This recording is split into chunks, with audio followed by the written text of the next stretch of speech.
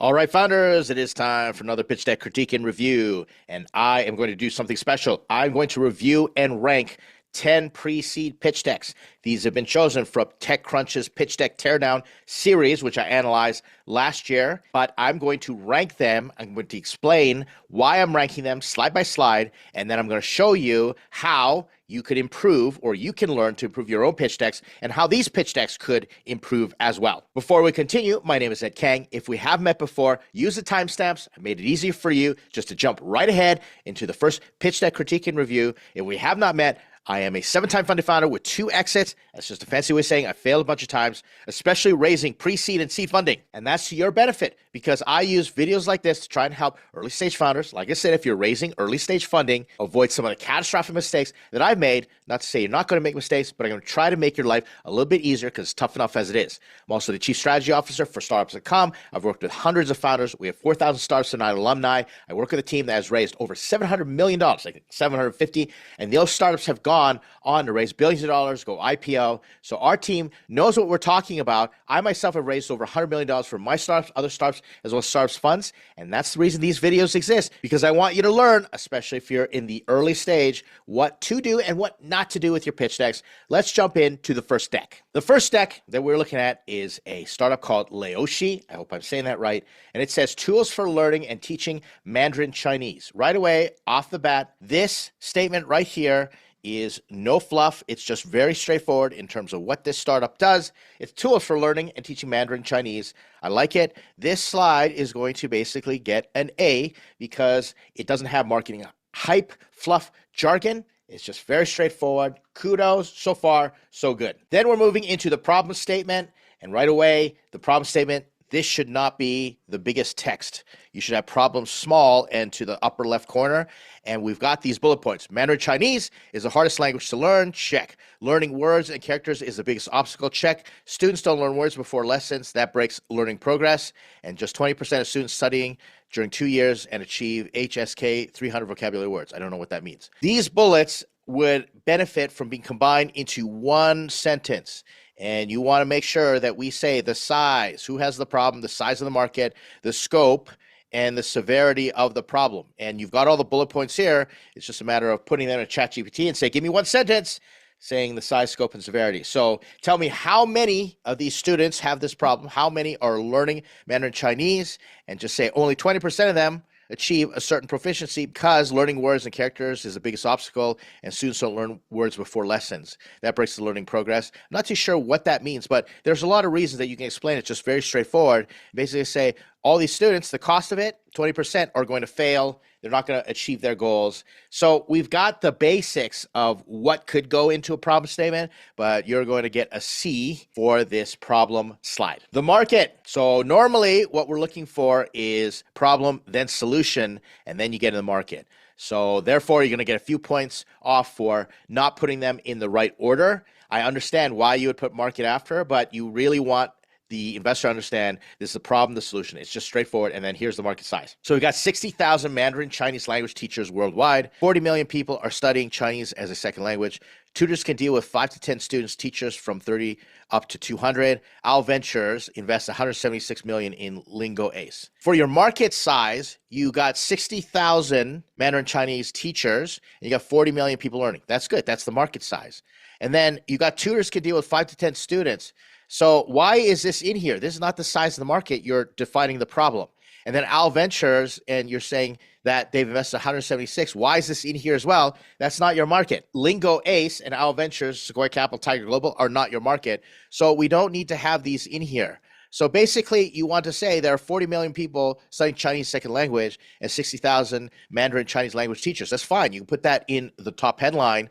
But in a market size, I want to know the number of people who are potentially users. If they paid what you are charging, how much would you make per year? That's your TAM. So this is not a TAM sum slide. It's not even the beginning of a market slide. Well, it's got the facts, but it's not telling me what this market is actually worth. We got a lot of people learning Mandarin and a lot of people teaching, but I don't know what the market is worth. So this slide is going to fall into a D because we're not even getting close to what a market size slide needs to look like. Now we got the solution slide. This is what I wanted to see earlier. We've got teachers connecting via Leoshi to newbies and students. So value for tutors, we've got tutors. So you got all these benefits. So you're not telling me what the solution is, you're telling me all the benefits.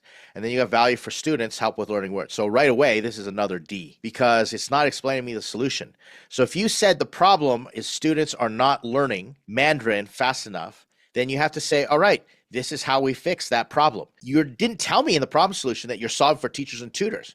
If you told me the problem for teachers is that you can only handle 5 to 10 students, but Leoshi now allows you to handle 100 students, well, then they got problem solution, right? But right now, there is a immediate disconnect between the problem and the solution. It needs to literally go, this is my problem, and therefore, this is a solution that we're building. Right now, I got a bunch of benefits. I don't even know what this is. I'm going to assume that it's an app. If you just say Leoshi is an app that connects teachers of Mandarin with students in a faster way to find Mandarin teachers and start to learn and make sure that they learn in a special methodology where they learn vocabulary first. You pointed out all these problems, but now the solution doesn't make sense. So right away, we've got a D. Competitors. Once again, here's the order of the slides I like to see. Problem, solution, market size, how it works, business model, go-to-market strategies, then competitors. And I got lots of videos to show everybody the order of the basic slides that we're looking for. Now, this is just my opinion. There are a lot of different ways to skin a pitch deck or skin the cat, if you will, do a pitch deck. Many different ways. Go and learn them. This is just the way that works for me. And you can just take it with a big fat grain of salt. If you don't like my style, don't worry about it. Learn your own style, but there are some basics. The reason we don't want competitors up front is because we don't have enough information about how the pitch deck works or how the actual solution works in the pitch deck to understand how we're going to evaluate competitors. Well, let's take a look on the merit of this slide alone. So we've got competitors, Duolingo, and then we've got Leoshi all at the bottom. It's a little confusing. You normally want your competitors up at the top so you can figure that out. And then you can have everything going down here, right? We've got everybody's learning words. So Leoshi does all of this right here. And what you want at the top is you want what the customer wants, words. So tell me what I don't know what that means, vocabulary. And on top of which, why do you want to put this in here? If everybody has it, just skip it, right? So learn handwriting. All right, so that's a good thing. So explain it, learn handwriting. SRS, I have no idea what that is. So therefore, you're just making me confused. Textbooks. So what, you sell textbooks? I can download textbooks. Don't know what that looks like. Community. Okay. Community for peer learning. Tools for tutors and focus on Chinese. I don't know why this is bolded. If you're solving for students or you're solving for tutors, that's the reason not having the proper problem solution. And I don't know how this works. This is where the pitch deck gets confusing, right? And focus on Chinese. Okay. This could be an interesting thing. So Chinese or Mandarin language. And we've got all this focus here. That definitely sets you apart. This is a little bit misconstrued and needs to be formatted and researched a little better in terms of communicating the information that the users want. I'm going to give this slide a big C. Next, we've got a roadmap, and we don't need a roadmap when you're at pre-seed stage. But 2021 tools for writing, this is a little bit dated. You don't need a roadmap. I'd rather have a traction graph, which this startup actually has got really great traction. This roadmap really doesn't make sense in terms of what you are trying to communicate. So therefore, leave it out. And once again, you put a roadmap before I even know how this platform works. What's the point of telling me what you're going to be building if I don't even know what you have right now or how the solution solves the problem? So therefore, I'm just basically going to say that this really falls into like an F. You don't need it. I don't think that it adds any value whatsoever to this pitch deck. Team. Okay, so we got the team slide here. Now, before the project, this is really interesting. This is what makes this team slide great, actually. So you say down here, you created a studybook Mandarin Chinese for 4,000 copies directly to consumers, managed 8 offline tools in different cities with 2,000 students. Put this up top here. Instead of taking up all this space with this team, have this statement up here and say, our team worked on a Mandarin Chinese learning book that sold 4,000 directly to consumers and organized 8 offline tools for 2,000 students. Fantastic. That's a great team, right? You've got the makings of a good team, which is really big, especially if you're pre-seed. And then you've got people here. So you got the founder, Mandarin Chinese Teaching Author Network of Schools. Make these bullet points stand out a little more in terms of where you've worked on the problem, your domain expertise, and do you have any like really huge accolades, like you've raised VC and you've exited before? You've got some pretty good bullets. So I would just organize these bullets. But overall, this team slide is really good. mainly because of what you've done here. That's for everybody. If you can show people what you've worked on before in terms of this industry, you are going to be much further ahead than everybody else. This team slide, I give it an A. This team slide. It could be an S tier if we just did some of these formatting changes. But as far as I'm concerned, it's an A slide. Teacher growth. I like this, right? You've got actual hockey sticks starting to form up and to the right. What I'm missing is a headline saying that we have grown 10% week over week. Or explain, like, what is this inflection point where you've gone here? Once we added this, and this feature, or once we got into this community or word of mouth, we began growing an additional 10% week over week, something like that. That's what this kind of looks like. So if you got exponential growth, explain it. So put it in this stark headline right up top here so that I immediately know what this graph is telling me. If you put the headline clear enough, then the graph only reinforces and builds more trust. I'm hoping this is actual growth, but it looks like it because this is not one of those that just goes smooth up and to the right. You actually got little bumps up and down, which I totally appreciate. So kudos to this slide. This is fantastic. Again, A slide. It would be an S slide if you just put the headline up at the top. Teacher retention. I'm going to give this a big fat D slide. I have no idea. It's not going up and to the right. It's going down, and it's a sign of product market fit. I have no idea what this slide actually says. I take this out because growth is very important. Retention, maybe you could add it as a little bit of a description on the other slide, or retention is, et cetera. Like it's like 100% retention, and now I'm down to 40% retention. Doesn't make sense. This is a very confusing slide. Get rid of it. You've got 1,200 daily active users, organic word of mouth, 3,700 students, 290 teachers, 5 months retention, 200 paying subscribers. This is all fantastic. So make this the traction slide.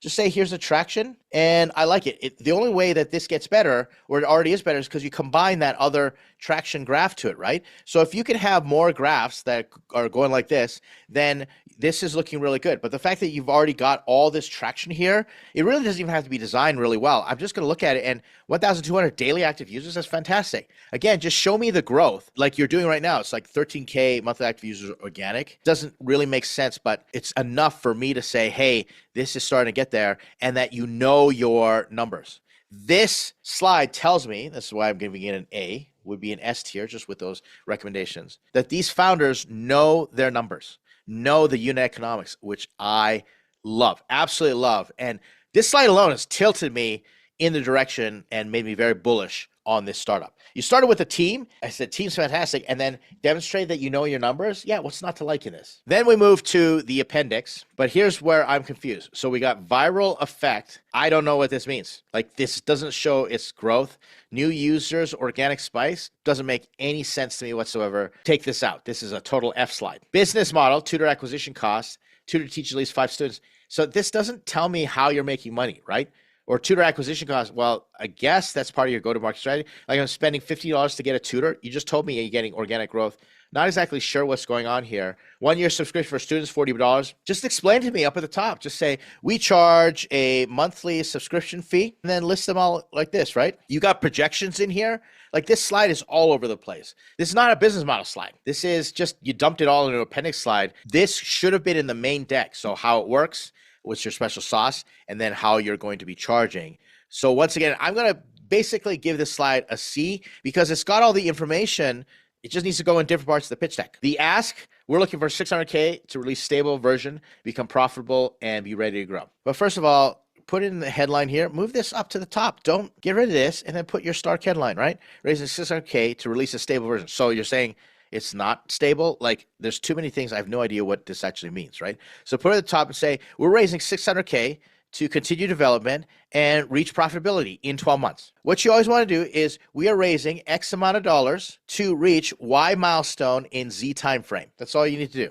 So we're raising $600,000 to release a stable version and reach profitability within 12 months. Straightforward, right? And then use of funds, all that stuff. They're usually just some basic common ones like SaaS and others. Like, these are your services, product development, marketing, sales. Yeah, like pretty much bang on there. But just get this headline figured out. 600K, For the type of traction that you already have, I don't know what revenue you're doing, but that traction is pretty good. I think 600, 500K, that's very doable. So what's my final ranking for Leoshi based on all the slides and the average and what I think overall, my impressions I went through this? I'm going to put this into the C category.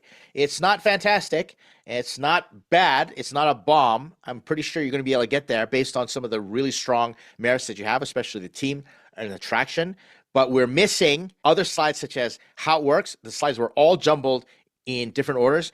The main information was there, and I think this startup is really cool. I tried to learn Chinese, Mandarin, using one of those fancy Duolingo apps when I lived in China for 2 years. So that makes me want you to tell me what makes yours different. Well, okay, we're tying you to live tutors. Okay, then explain it to me. You didn't. I'm guessing that based on the team and the traction so far, they've got things figured out. It's just not communicated very well in this pitch deck. Therefore, you get a C. Let's take a look at the other pitch decks coming up. I'm going to be ranking them and see if we can actually get to an A or an S tier deck. Stick around, subscribe, watch for those other videos. And I'm going to put other videos on the screen right now that you should be watching to learn how to use pitch decks. But we'll continue doing this ongoing series. I got 9 more to go. So thanks for watching this one. I'll see you in the next video.